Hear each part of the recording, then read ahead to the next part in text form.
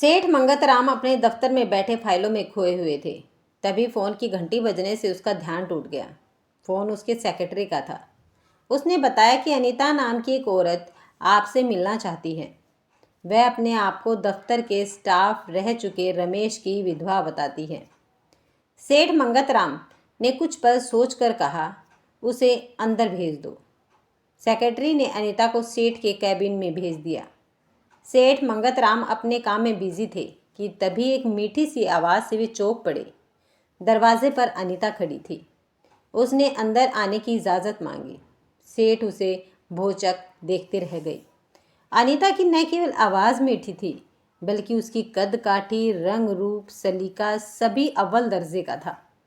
सेठ मंगतराम ने अनीता को बैठने को कहा और आने की वजह पूछी। अनीता ने उदास सूरत बनाकर कहा, मेरे पति आपकी कंपनी में काम करते थे। मैं उनकी विधवा हूँ। मेरी रोजी रोटी का कोई ठिकाना नहीं है। अगर कुछ काम मिल जाए तो आपकी मेहरबानी होगी। सेठ मंगतराम ने साफ मना कर दिया। अनीता मिन्नतें करने लगी कि वह कोई भी काम कर लेगी। सेठ ने पूछा, कहाँ तक पढ़ी हो? यह सुनकर अनीता ने अपना सिर झुका लिया। सेठ मंगतराम ने कहा, मेरा काम सरफा का है, जिसमें हर रोज़ करोड़ों रुपए का लेन देन होता है। मैं यह नहीं समझ पा रहा हूँ कि तुम्हें कहाँ काम दूँ। खैर, तुम कल आना, मैं कोई ना कोई इंतज़ाम कर दूँगा। अनीता दूसरे दिन सेठ मंगतराम के दफ्तर में आई तो और ज़्यादा कहर बरपा रही थी। सभी उसे देख रहे थे। सेठ भी उसे देखते रह गए। अनीता को सेठ मंगतराम ने रिसेप्शनिस्ट की नौकरी दे दी और उसे मॉडर्न ड्रेस पहनने को कहा। अनीता अगले दिन से ही mini skirt, T shirt, jeans और खुले बालों में आने लगी। देखते ही देखते वह दफ्तर पर छा गई। अनीता ने अपनी अदाओं और बर्ताव से जल्दी ही सेठ मंगतराम का दिल जीत लिया। उसका ज़्यादातर समय सेठ के साथ ही गुजरने लगा और कब दोनों की नज़दीकियाँ जिस्मानी रिश्ते में बदल गई, पता ही नहीं चला। अनीता तरक्की की सीढ़ियाँ चढ़ने लगी। कुछ ही समय में वह सेठ मंगतराम की कई राज जान चुकी थी। वह सेठ के साथ शहर से बाहर भी जाने लगी थी। सेठ मंगतराम का एक बेटा था। उसका नाम राजीव था। वह अमेरिका में ज्वेलरी डिज़ाइन का कोर्स कर रहा था। अब वह भारत लौट रहा था। सेठ मंगतराम ने अनीता से कहा, आज मेरी एक ज़रूरी मीटिंग है, इसलिए तुम मेरे बेटे राजीव को लेने एयरपोर्ट चली जाओ। अनीता जल्दी ही एयरपोर्ट पहुंची, पर उसने राजीव को कभी देखा नहीं था, इसलिए वह एक तख्ती लेकर रिसेप्शन काउंटर पर जाकर खड़ी हो गई। राजीव उस तख्ती को देखकर अनीता के पास पहुंच गया और अपना परिचय दिया। अनीता ने उसका स्वागत किया और अपना परिचय बताया। उसने राजीव का सामान गाड़ी में रखवाया और उसके साथ घर पर चल दी। राजीव खुद बड़ा स्मार्ट था। वह भी अनीता की खूबसूरती से प्रभावित हुए बिना न रह सका। अनीता का भी यही हाल दिल था। घर पहुंचकर राजीव ने अनीता से कल दफ्तर में मुलाकात होने की बात कही।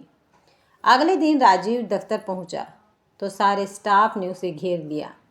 राजीव भी उनसे गर्मजोशी से मिल रहा था, पर उसकी आंखें तो किसी और को खोज रही थी, लेकिन वह कहीं दिख नहीं रही थी। राजीव बुझे मन से अपने कैबिन में चला गया। तभी उसे एक झटका सा लगा। अनीता राजीव के कैबिन में ही थी। वह अनीता से न केवल गर्मजोशी से मिला, बल्कि उसके गालों को चूम भी लिया। आज भी अनीता गजब की लग रही थी। उसने राजीव के चूमने का बुरा नहीं माना। इसी बीच राजीव के पिता सेठ मंगतराम वहां आ गए। उन्होंने अनीता से कहा, तुम मेरे बेटे को कंपनी के बारे में सारी जानकारी दे दो। अनीता ने हाँ में जवाब दिया। मंगतराम ने आगे कहा, अनीता, आज से मैं तुम्हारी टेबल भी राजीव के कैबिन में लगवा देता हूँ, ताकि राजीव को कोई दिक्कत न हो। इस तरह अनीता का अब ज़्यादातर समय राजीव के साथ ही गुजरने लगा। इस वजह से उन दोनों के बीच नज़दीकियाँ भी बढ़ने लगी थी। आखिरकार एक दिन राजीव ने ही पहल कर दी और बोला, अनीता, मैं तुमसे प्यार करने लगा हूँ, क्या हम एक नहीं हो सकते? अनीता यह सुनकर मन ही मन बहुत खुश हुई, पर जाहिर नहीं किया। कुछ देर चुप रहने के बाद वह बोली, राजीव, तुम शायद मेरी हकीकत नहीं जानते हो। मैं एक विधवा हूँ और तुमसे उम्र में भी 4-5 साल बड़ी हूँ। यह कैसे मुमकिन है? राजीव ने कहा, मैं ऐसी बातों को नहीं मानता। मैं अपने दिल की बात सुनता हूँ। मैं तुम्हें चाहता हूँ। इतना कहकर राजीव अचानक उठा और अनीता को अपनी बाहों में भर लिया। अनीता ने भी अपनी रजामंदी दे दी। राजीव और अनीता अब खूब मस्ती करते थे। बाहर खुलकर दफ्तर में छिपकर राजीव अनीता पर बड़ा भरोसा करने लगा था। उसने भी अनीता को अपना राजदार बना लिया था। इस तरह कुछ ही दिनों में अनीता ने कंपनी के मालिक और उसके बेटे को अपनी मुट्ठी में कर लिया। अनीता ने अपने जिस्म का पासा ऐसा फेंका जिसमें बाप बेटे दोनों उलझ गए। अनीता ने सेठ मंगतराम के घर पर भी अपना सिक्का जमा लिया था। उसने सेठ जी की पत्नी व नौकरों पर भी अपना जादू चला दिया। वह अपने हुस्न के साथ साथ अपनी जबान का भी जादू चलाती थी। एक दिन राजीव ने अनीता से कहा, मैं तुमसे शादी करना चाहता हूँ। अनीता बोली, मैं भी तुम्हें पसंद करती हूँ, पर सेठ जी ने तो तुम्हारे लिए किसी अमीर घराने की लड़की पसंद की है। वे हमारी शादी नहीं होने देंगे। राजीव बोला, हम भाग कर शादी कर लेंगे। अनीता ने जवाब दिया, भाग कर हम कहाँ जाएंगे, कहाँ रहेंगे, क्या खाएंगे? सेठ जी शायद तुम्हें अपनी जायदाद से भी बेदखल कर दे। अनीता की बातें सुनकर राजीव चौंक पड़ा। वह सोचने लगा, क्या पिताजी इस हद तक नीचे गिर सकते हैं? अनीता ने मुस्कुराते हुए कहा, मैं पिछले 2 साल से सेठ जी के साथ हूँ। जहाँ तक मैं जान पाई हूँ, सेठ जी को अपनी दौलत और समाज में इज्जत बहुत प्यारी है। क्यों ना एक ऐसा तरीका निकाला जाए कि सेठ जी जायदाद से बेदखल ही ना कर पाए।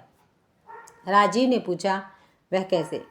अनीता ने बताया, क्यों ना सेठ जी के दस्तखत किसी तरह जायदाद के कागजात पर करा लिए जाएं। राजीव बोला, यह कैसे मुमकिन है? पिताजी कागजात नहीं पढ़ेंगे क्या? अनीता बोली, सेठ जी मुझ पर काफ़ी भरोसा करते हैं। दस्तखत कराने की जिम्मेदारी मेरी है। कुछ दिनों के बाद अनीता सेठ जी के कैबिन में पहुंची तो उन्होंने पूछा, बड़े दिन बाद आई हो, क्या तुम्हें मेरी याद नहीं आई? अनीता ने कहा, दफ्तर में मैं काफ़ी काम था। आज भी मैं आपके पास काम से ही आई हूँ। कुछ ज़रूरी फाइलों पर आपके दस्तखत लेने हैं। सेठ मंगतराम बुझे मन से बिना पढ़े ही फाइलों पर दस्तखत करने लगे। अनीता ने जायदाद वाली फाइल पर भी उनके दस्तखत करवा लिए थे।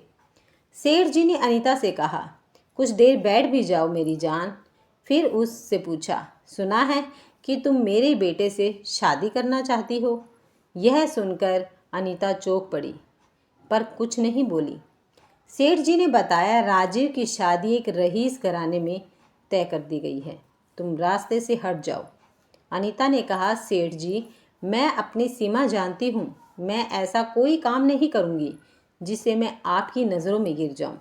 वैसे अनीता ने एक शक का बीज यह कहकर बो दिया कि शायद राजीव ने विदेश में किसी गोरी मैम से शादी कर रखी है। सेठ जी अनीता की बातों से चौंक पड़े। यह उनके लिए नई जानकारी थी। उन्होंने अनीता को राजीव से जुड़ी हर बात की जानकारी देने को कहा। अनीता ने अपनी दस्तखत कराने की योजना की कामयाबी की जानकारी राजीव को दे दी। वह खुशी से झूम उठा। राजीव ने अनीता से कहा, डार्लिंग, मैंने कई बार ज्वेलरी डिज़ाइन की है। इन डिज़ाइनों की कीमत बाज़ार में करोड़ों रुपए है। मैं इसके बारे में अपने पिताजी को बताने वाला था, पर अब मैं इसके बारे में उनसे कोई बात नहीं करूँगा। अनीता ने जब ज्वेलरी डिज़ाइन के बारे में सुना तो वह चौंक पड़ी। उसने मन ही मन एक योजना बना डाली। एक दिन अनीता सेठ जी के कैबिन में बैठी थी। तब उसने चर्चा छेड़ते हुए कहा, राजीव जी के पास लेटेस्ट डिज़ाइन की हुई ज्वेलरी है जिसकी बाज़ार में बहुत ही ज़्यादा कीमत है। आपका बेटा तो हीरा है। यह सुनकर सेठ जी चौंक पड़े और बोले, मुझे तो इस बारे में तुमसे ही पता चला है। क्या पूरी बात बताओगी? अनीता ने कहा, शायद राजीव जी आपसे खफा होंगे, इसलिए उन्होंने इस सिलसिले में आपसे बात नहीं की। अनीता ने चालाकी से सेठ जी के दिमाग में यह कहकर शक का बीज बो दिया कि शायद राजीव अपना कारोबार खुद करेंगे। सेठ चिंतित हो उठे। वे बोले, अगर ऐसा हुआ तो हमारी बाजार में साख गिर जाएगी, इसे रोकना होगा। अनीता ने कहा, सेठ जी अगर डिज़ाइन ही नहीं रहेगा तो वे खाक कारोबार कर पाएंगे। सेठ जी ने पूछा, तुम क्या पहेलियाँ बुझा रही हो? मैं कुछ समझा नहीं। अनीता ने मुस्कुराते हुए कहा, सेठ जी अगर वह डिज़ाइन किसी तरह आपके नाम हो जाए तो आप राजीव को अपनी मुट्ठी में कर सकते हैं। यह होगा कैसे? सेठ जी ने पूछा। अनीता बोली, मैं करूँगी यह काम। राजीव जी मुझ पर भरोसा करते हैं, मैं उनसे दस्तखत ले लूँगी। सेठ जी ने कहा, अगर तुम ऐसा कर दोगी तो मैं तुम्हें माला माल कर दूँगा। अनीता ने यहाँ भी पुराना तरीका अपनाया जो उसने सेठ जी के खिलाफ अपनाया था। राजीव से फाइलों पर दस्तखत लेने के दौरान ज्वेलरी राइट के ट्रांसफ़र पर भी दस्तखत करवा लिए। सेठ चूँकि सोने के कारोबारी थे, इसलिए काफ़ी मात्रा में सोना व काले धन अपने घर के तहखाने में ही रखते थे, जिसके बारे में उन्होंने किसी को नहीं बताया था। पर बुढ़ापे का प्यार बड़ा नशीला होता है, लिहाजा उन्होंने अनीता को इस बारे में बता दिया था। इस तरह कुछ दिन और गुजर गए। एक दिन राजीव ने अनीता से कहा, अगले सोमवार को हम कोर्ट में शादी कर लेंगे, तुम ठीक 9 बजे आ जाना। अनीता ने भी कहा, मैं दफ्तर से छुट्टी ले लेती हूँ ताकि किसी को शक न हो। फिर अनीता सेठ जी के पास गई, उन्हें बताया सोमवार को राजीव कोर्ट में किसी विदेशी लड़की से शादी करने जा रहा है, मुझे उसने गवाह बनने को बुलाया है। सेठ जी गुस्से से आग बबूला हो गए। तब अनीता ने सेठ जी को शांत करते हुए कहा, कोर्ट पहुंचकर आप राजीव को एक किनारे ले जाकर समझाइए, शायद वह मान जाए। आप अभी हो हल्ला न मचाए, आपकी ही बदनामी होगी। सेठ जी ने अनीता से कहा, तुम सही बोलती हो। सोमवार को राजीव कोर्ट पहुंच गया और अनीता का इंतज़ार करने लगा। तभी उसके सामने एक गाड़ी रुकी, जिसमें अपने पिताजी को देखकर वह चौंक पड़ा। सेठ जी ने राजीव को एक कोने में ले जाकर समझाया, क्यों तुम अपनी खानदान की इज्जत उछाल रहे हो, वह भी 2 कौड़ी की गोरी मैम के लिए। यह सुनकर राजीव हंस पड़ा और बोला, क्यों नाटक कर रहे हैं आप? मैं किसी गोरी मैम से नहीं बल्कि अनीता से शादी करने वाला हूँ। पता नहीं वह अभी तक क्यों नहीं आई। अनीता का नाम सुनकर अब चौंकने की बारी सेठ जी की थी। उन्होंने कहा, क्या बकवास कर रहे हो? अनीता ने मुझे बताया है कि तुम आज एक गोरी मैम से शादी कर रहे हो, जिसके साथ तुम विदेश में रहते हो। राजीव ने झुंझलाते हुए कहा, आप क्यों अनीता को बीच में घसीट रहे हैं? मैं उसी से शादी कर रहा हूँ। सेठ जी को अब सारा माजरा समझ में आने लगा कि अनीता बाप बेटों के साथ डबल गेम खेल रही है। उन्होंने राजीव को समझाते हुए कहा, बेटे राजीव, वह हमारे बीच फूट डालकर ज़रूर कोई गहरी साजिश रच रही है। अब वह यहाँ कभी नहीं आएगी। राजीव को भी अपने पिता की बातों पर विश्वास होने लगा। उसने अनीता के घर पर मोबाइल फ़ोन का नंबर मिलाया, पर कोई जवाब नहीं मिला। दोनों सीधे दफ्तर गए तो पता चला कि अनीता ने इस्तीफ़ा दे दिया है। दोनों सोचने लगे कि आखिर उसने ऐसा क्यों किया। कुछ दिनों के बाद जब सेठ जी को कुछ सोने और पैसों की ज़रूरत हुई तो वे अपने तय खाने में गए। तय खाना देखकर वे सन्न रह गए, क्योंकि उसमें रखा करोड़ों रुपए का सोना और नकदी गायब हो चुकी थी। सेठ जी की तो होश ही उड़ गई। वे तो थाने में शिकायत भी दर्ज नहीं करा सकते थे, क्योंकि वे खुद टैक्स के लफड़े में फंस सकते थे। सेठ जी ने यह सब अपने बेटे राजीव को बताया। राजीव ने कहा, कोई बात नहीं, मेरे पास कुछ डिज़ाइन की कॉपी राइट्स हैं, उन्हें बेचने पर काफ़ी पैसे मिलेंगे। पर यह क्या? राजीव जब शहर बेचने गया तो पता चला कि वे तो 12 महीने पहले किसी को करोड़ों रुपए में बेचे जा चुके हैं। यह सुनकर राजीव सन्न रह गया। उस पर धोखाधड़ी का केस भी दर्ज हुआ, सो अलग। सेठ जी ने साख बचाने के लिए अपनी कंपनी को गिरवी रखने की सोची, ताकि बाजार से लिया कर्ज चुकाया जा सके। पर यहाँ भी उन्हें दगा मिली। एक फर्म ने दावा किया और बाद में कागजात भी पेश किए, जिसके मुताबिक उन्होंने करोड़ों रुपए बतौर कर्ज लिए थे और 4 महीने में चुकाने का वादा किया था। देखते देखते सेठ जी का परिवार सड़क पर आ गया। उन्होंने अनीता की शिकायत थाने में दर्ज कराई, पर वह कहाँ थी किसी को नहीं पता। पुलिस ने कार्रवाई के बाद बताया कि रमेश की तो शादी ही नहीं हुई थी, तो उसकी विधवा पत्नी कहाँ से आ गई। आज तक यह नहीं पता चला कि अनीता कौन थी, पर उसने आशिक मिजाज बाप बेटों को ऐसी चंपत लगाई कि वे ज़िंदगी भर याद रखेंगे। अगर आपको ये कहानी पसंद आई है तो वीडियो को लाइक, शेयर और सब्सक्राइब करना मत भूलिएगा। मिलते हैं नेक्स्ट वीडियो में, तब तक खुश रहें, मस्त रहें और स्वस्थ रहें।